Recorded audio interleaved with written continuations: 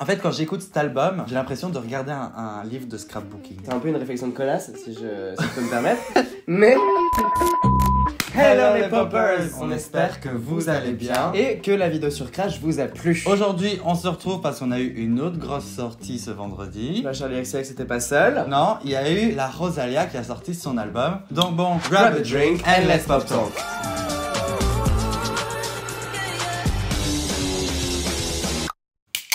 Si vous ne le saviez pas, Rosalia c'est une artiste qu'on aime vraiment. On en a déjà parlé plusieurs fois sur la chaîne, dont par exemple une vidéo sur son deuxième album. Mais aujourd'hui on est là pour parler de son troisième album, Motomami. Motomami, Motomami, Motomami, Motomami, Motomami, Motomami, Motomami, Motomami, Motomami, Motomami, Motomami, Motomami. Évidemment, comme d'habitude, avant de vous donner notre avis, on va vous mettre un peu en contexte, vous donner quelques informations sur cet album. Et pour cela, on va retourner en 2021. En général, elle a sorti plusieurs singles. Mais en ce qui concerne un album, son manager nous avait dit dès le début, dès début mai, que il y aura pas d'album cette année. Et donc on était un peu triste chez les Pop On Talk. était un peu, bon, ok. Pourquoi on n'a pas eu le droit à un album en 2021? C'est entre autres à cause du fait que Rosalia, elle a un peu de mal avec les deadlines. Elle a beaucoup de mal avec les deadlines. C'est un peu comme nous avec les vidéos YouTube, les albums c'est pareil pour elle. Elle prend son temps. Mais c'est aussi à cause du fait qu'elle a eu la page blanche, la conne. Mais heureusement pour elle, on a eu le confinement. On s'entend. On s'entend. Et aussi son déménagement à New York. Tout ça, ça lui a donné le mal du pays et ça l'a inspiré, vous le savez, les artistes un peu torturés. L'enregistrement de l'album aurait pris 2 ans et le mixage en lui-même aurait pris 9 mois, donc c'était un très très long processus. Et il aurait été fini le 15 avril 2021. D'ailleurs, si vous voulez suivre le processus, Rosalia, c'est quelque chose qu'elle aime bien. Ouais, documenté. Deuxième album, elle avait documenté sur YouTube le processus. Et ici, on a droit à un compte Instagram qu'elle avait en privé et qu'elle a mis maintenant public. Ça s'appelle @olamotomami et on peut suivre la conception vraiment de tout l'album. C'est génial. Mais bref, on arrive en octobre 2021. Elle va nous teaser le projet sur TikTok. Hop. Et le 2 novembre, elle va vraiment annoncer l'album avec un trailer qui durera 15 secondes. Il a été fait par Daniel Sanwald. Daniel Sanwald qui a aussi fait la cover de l'album. Qui est incroyable. Qui, à mon goût, est genre vraiment... Genre, elle est rien à simple. dire. Elle est très simple, mais elle give fashion. Je sais pas, c'est très éditorial. C'est très art pop. Et on le sait, après ce trailer, on va enchaîner avec les nombreux singles. La femme avec The Weeknd. Saoko Papi, Saoko. Chicken Teriyaki. Hentai, qui est sorti il y a 2 jours. Il y a 5 secondes là. Elle décrit l'album comme un autoportrait assez flou. Mais elle dit aussi que c'est un album qui lui a permis d'être plus rigolote, de rigoler, plus de faire sotte que dans ses projets précédents, parce que genre ses albums précédents étaient quand même beaucoup plus sérieux. Et du coup ici elle a dit ah je suis une fofolle. Un peu une marquise fofolle, voilà. Je suis loin de n'être qu'une bimbo ou qu'une marquise fofolle. Du coup, cet album, il s'appelle Motomami, comme on vous l'a dit. Mais pourquoi il s'appelle Motomami? Elle nous a donné une explication. Elle l'a choisi parce que c'est un terme binaire et parce qu'il représente vraiment les deux énergies présentes dans l'album. On a la partie moto qui est un peu plus expérimentale, divine, et la partie mami qui est un peu plus vulnérable, plus c'est moi. Personnel, c'est le mot. Voilà. Mais Motomami, c'est aussi un hommage à sa maman, parce qu'en gros, elle a une entreprise, sa mère, et ça s'appelle Motomami.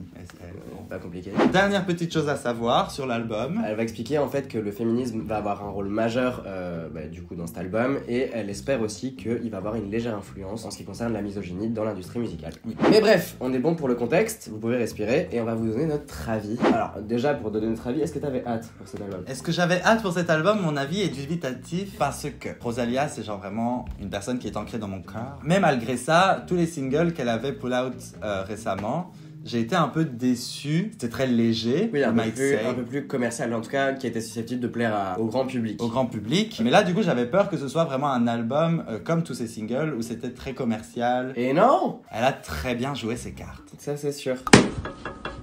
Give me a freaking phone! 911, I got an idiot here! Come get her fat ass! On a vraiment été agréablement surpris et en soi on a vraiment rien à reprocher à l'album, genre rien du tout. La production est folle, sa voix est dingue, ça reste du Rosalia quoi. Ouais, c'est ça le principal en fait, c'est qu'on garde cette authenticité qui est incroyable. Il y a un autre truc dont j'aimerais parler, elle a été connue récemment. Non mais ça, c'est dur. Le truc c'est que nous, Rosalia, on la connaît pour sa voix parce que moi je l'ai découverte Tard l'ancien.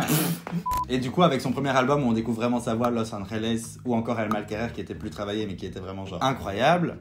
Ce que je fais, moi. Je sais pas où tu veux aller avec ça, mais vas-y, go off. Bref, en gros, avec ce qui est sorti récemment, j'ai l'impression qu'elle n'exploitait plus sa voix une fois de plus. Et j'ai été vraiment très très bien surpris parce que j'ai retrouvé... Très bien surpris, ça se dit?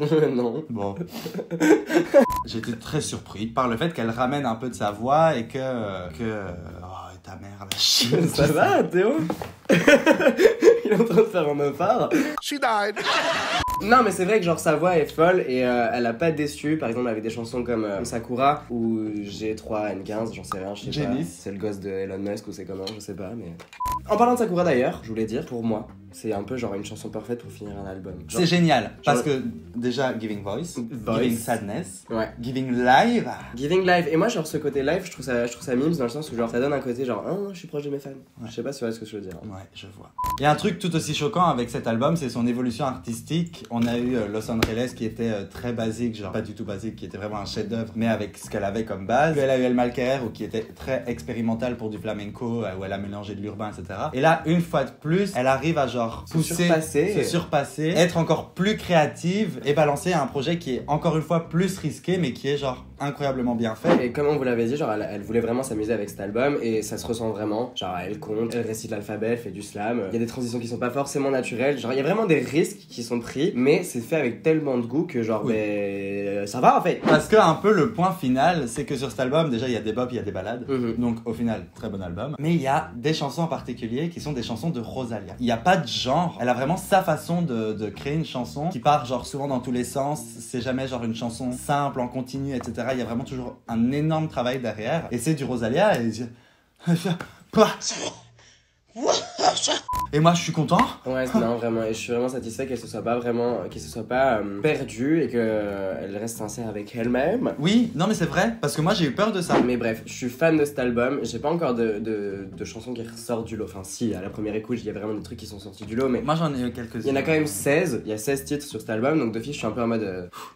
Et alors on respire. Je sais que c'est un album que je vais mettre play pendant que je fais certaines choses. Ouais, voilà, par exemple, au contraire de Crash hier, là c'est un album que je vais écouter dans son entièreté. Et dans l'ordre. Et voilà, et que ça, elle a encore réussi à nous surprendre. Et je pensais qu'elle n'y arriverait plus. Et donc c'est pour ça... Et j'ai hâte, du coup, genre je suis excited pour même voir la suite de son évolution artistique, même voir la suite simplement de l'ERA. Candy, apparemment, c'est le prochain single. En soi, est-ce qu'on a plus à dire? Je pense pas. Moi, je pense que j'aimerais finir avec une petite citation de Rosalia. Certains pensent que l'on peut faire de la musique avec des algorithmes, mais ce n'est pas en réfléchissant avec des chiffres qu'on compose des paroles, qu'on déforme la voix ou qu'on crée une structure asymétrique. Ça se fait au feeling, on cherche l'émotion. Et j'étais là en mode, c'est cheesy, but that's true. That's true. You did it. En fait, quand j'écoute cet album, j'ai l'impression de regarder un livre de scrapbooking. Non, c'est peut-être pas clair parce que ça ne l'est pas du tout. Non, mais c'est un peu une réflexion de connasse si je peux me permettre. Mais c'est vrai parce que je comprends. Tu vois ce que je veux dire. Il y a un côté très touchant, il y a un côté très authentique. Elle a vraiment genre su, genre dans la composition de l'album, je trouve que le côté genre moto et le côté mamie, c'est parfait. La distribution est vraiment parfaite. C'est un album qui est très équilibré. Bah donc voilà, vous avez notre avis. On n'a plus rien à vous dire, moi je me casse. Allez, on doit aller streamer deux très bons albums. C'est tout ce qu'on a à dire. Mais bon. Soyez là la semaine prochaine pour une vidéo mercredi et une vidéo vendredi. Abonnez-vous, activez la cloche de notification, posez des commentaires. Dites-nous ce que vous avez pensé de cet album aussi. On veut tout savoir. Et sur ce, on vous laisse. Bisous les gars. Bisous. On va enfin commencer. Attends, on regarde si la lumière va bien. C'est good, hein.